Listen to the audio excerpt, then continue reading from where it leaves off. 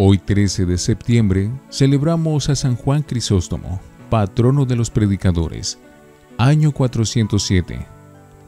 A este santo arzobispo de Constantinopla, la gente le puso el apodo de Crisóstomo, que significa boca de oro, porque sus predicaciones eran enormemente apreciadas por sus oyentes. Es el más famoso orador que ha tenido la Iglesia. Su oratoria no ha sido superada después por ninguno de los demás predicadores. Nació en Antioquía, Siria, en el año 347. Era hijo único de un gran militar y de una mujer virtuosísima, Antusa, que ha sido declarada santa también. A los 20 años, Antusa quedó viuda y aunque era hermosa, renunció a su segundo matrimonio para dedicarse por completo a la educación de su hijo Juan. Desde sus primeros años, el jovencito demostró tener admirables cualidades de orador, y en la escuela causaba admiración con sus declamaciones y con las intervenciones en las academias literarias. La mamá lo puso a estudiar bajo la dirección de Libanio, el mejor orador de Antioquía, y pronto hizo tales progresos que, preguntando un día a Libanio de quién desearía que fuera su sucesor en el arte de enseñar oratoria, respondió: me gustaría que fuera Juan, pero veo que a él le llama más la atención la vida religiosa que la oratoria en las plazas. Monje en su casa. Juan deseaba mucho irse de monje al desierto, pero su madre le rogaba que no la fuera a dejar.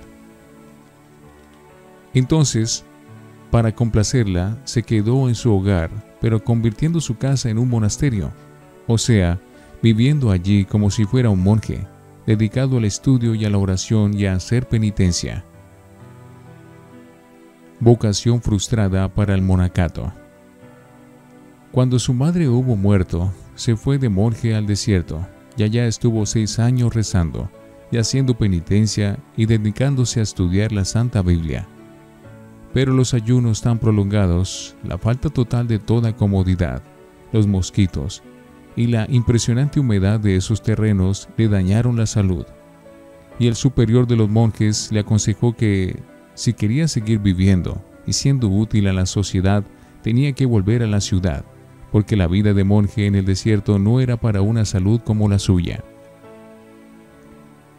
Empieza a adquirir fama.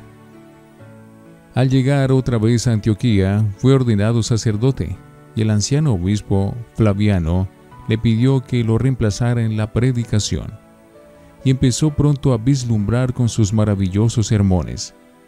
La ciudad de Antioquía tenía unos 100,000 cristianos, los cuales no eran demasiado fervorosos.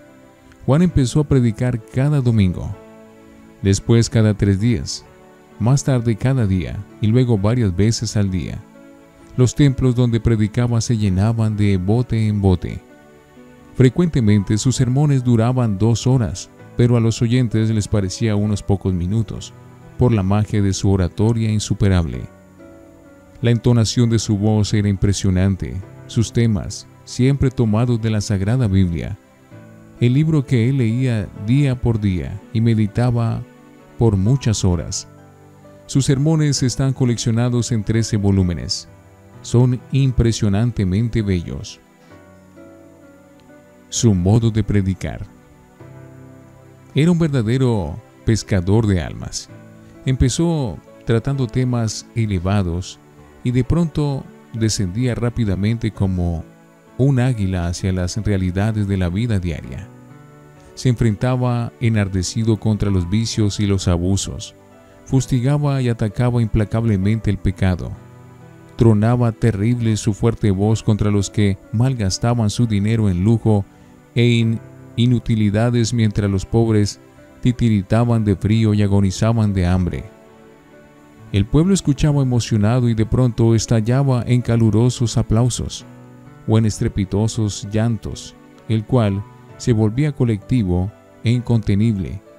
Los frutos de conversión eran visibles. Los famosos discursos de las estatuas. El emperador Teodosio decretó nuevos impuestos.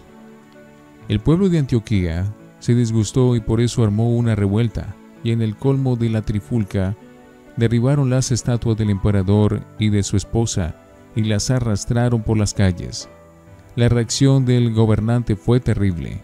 Envió su ejército a dominar la ciudad y con la orden de tomar una venganza espantosa. Entre la gente cundió la alarma y a todos los invadió el terror. El obispo se fue a Constantinopla, la capital, a implorar el perdón del airado emperador, y las multitudes llenaron los templos implorando la ayuda de Dios del cielo. Y fue entonces cuando Juan Crisóstomo aprovechó la ocasión para pronunciar ante aquel populacho emocionado sus famosísimos discursos de las estatuas, que conmovieron enormemente a sus miles de oyentes, logrando conversión. Esos 21 discursos fueron quizás los mejores de toda su vida, y lo hicieron famoso en los países de los alrededores. Su fama llegó hasta la capital del imperio, y el fervor y la conversión a que hizo llegar a sus fieles cristianos obtuvieron que las oraciones fueran escuchadas por Dios y que el emperador desistiera de castigar a la ciudad. Arzobispo a la fuerza. En el año 398, habiendo muerto el arzobispo de Constantinopla, le pareció al emperador que el mejor candidato para ese puesto era Juan Crisóstomo. Pero el santo se sentía totalmente indigno y respondía que había muchos que eran más dignos que él para tan alto cargo. Sin embargo, el emperador Arcadio envió a unos de sus ministros con la orden determinante de llevar a Juan a Constantinopla, aunque fuera a la fuerza. Así que el enviado oficial invitó al santo a que lo acompañara a las afueras de la ciudad de Antioquía a visitar las tumbas de los mártires. Y entonces dio la orden a los oficiales del ejército de que lo llevaran a Constantinopla con la mayor rapidez posible y en el mayor secreto, porque si en Antioquía sabían que le iban a quitar a su predicador, se iba a formar un tumulto inmenso. Y así fue que tuvo que aceptar ser arzobispo. Quitando los lujos. Apenas posesionado de su altísimo cargo, lo primero que hizo fue mandar quitar de su palacio todos los lujos. Con las cortinas elegantes mandaron fabricar vestidos para cubrir a los pobres que se morían de frío.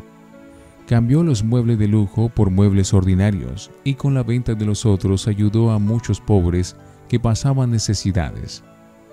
Él mismo vestía muy sencillamente y comía tan pobremente como un monje del desierto. Y lo mismo fue exigiendo a sus sacerdotes y monjes ser pobres en el vestir, en el comer, en el mobiliario, y así dar buen ejemplo y con lo que se ahorraba, con todo esto, ayudar a los necesitados. Pronto en sus elocuentes sermones empezó a atacar fuertemente el lujo de la gente en el vestir y en sus mobiliarios, y fue obteniendo que lo que muchos gastaban en vestidos costosísimos y en muebles ostentosos, lo empezaran a emplear en ayudar a la gente pobre. Él mismo daba ejemplo de esto, y la gente se conmovía ante sus palabras y su modo tan pobre y mortificado de vivir. A veces era terrible en clamar contra los que gastan su dinero en cosas no necesarias, mientras que el pueblo no tiene ni para comer. Al leer ahora sus tremendos sermones, no se puede menos de calificarlo como el mejor orador que ha tenido la Iglesia. La ley es para todos. En aquellos tiempos había una ley de la Iglesia que ordenaba que cuando una persona se sentía injustamente perseguida, podía refugiarse en el templo principal de la ciudad y que allí no podían ir las autoridades a apresarla. Y sucedió que una pobre viuda se sintió fuertemente perseguida por la emperatriz Eudoxia y por su primer ministro, y se refugió en el templo del arzobispo. Las autoridades quisieron ir allí a apresarla, pero San Juan Crisóstomo se opuso y no lo permitió. Esto disgustó mucho a la emperatriz, y unos meses más tarde, Eudoxia peleó con su primer ministro y se opuso a echarlo a la cárcel. Él corrió a refugiarse en el templo del arzobispo y aunque la policía de la emperatriz quiso llevarlo preso, San Juan Crisóstomo no lo permitió. El ministro que antes había querido llevarse prisionera a una pobre mujer y no pudo, porque el arzobispo la defendía, ahora se vio él mismo defendido por el propio santo.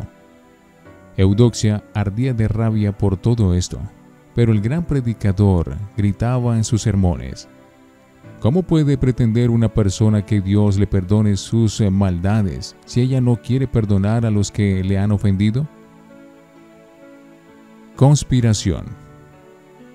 Eudoxia se unió con un terrible enemigo que tenía Crisóstomo, y era Teófilo de Alejandría. Este reunió un grupo de los que odiaban al santo y entre todos lo acusaron de un montón de cosas. Por ejemplo, que había gastado los bienes de la iglesia en repartir ayuda a los pobres, que prefería comer solo en vez de ir a los banquetes, que a los sacerdotes que no se portaban debidamente los amenazaba con el grave peligro que tenían de condenarse, y que había dicho que la emperatriz, por las maldades que cometía, se parecía a la pérfida reina Jezabel, que quiso matar al profeta Elías, etcétera, etcétera. Destierro y terremoto. Al oír estas acusaciones, el emperador, atizado por su esposa Eudoxia, decretó que Juan Crisóstomo quedaba condenado al destierro. Al saber tal noticia, un inmenso gentío se unió en la catedral y Juan Crisóstomo pronunció uno de sus más hermosos sermones. Decía: ¿qué me destierra? ¿A qué sitio me podrían enviar que no esté mi Dios allí cuidando de mí? ¿Que me quitan mis bienes? ¿Qué me pueden quitar si ya los he repartido todos? ¿Que me matarán? Así me vuelvo más semejante a mi Maestro Jesús, y como Él daré mi vida por mis ovejas. Ocultamente fue enviado al destierro, pero sobrevino un terremoto en Constantinopla, y lleno de terror, los gobernantes le rogaron que volviera otra vez a la ciudad, y un inmenso gentío salió a recibirlo en medio de grandes aclamaciones. Nuevo destierro y muerte.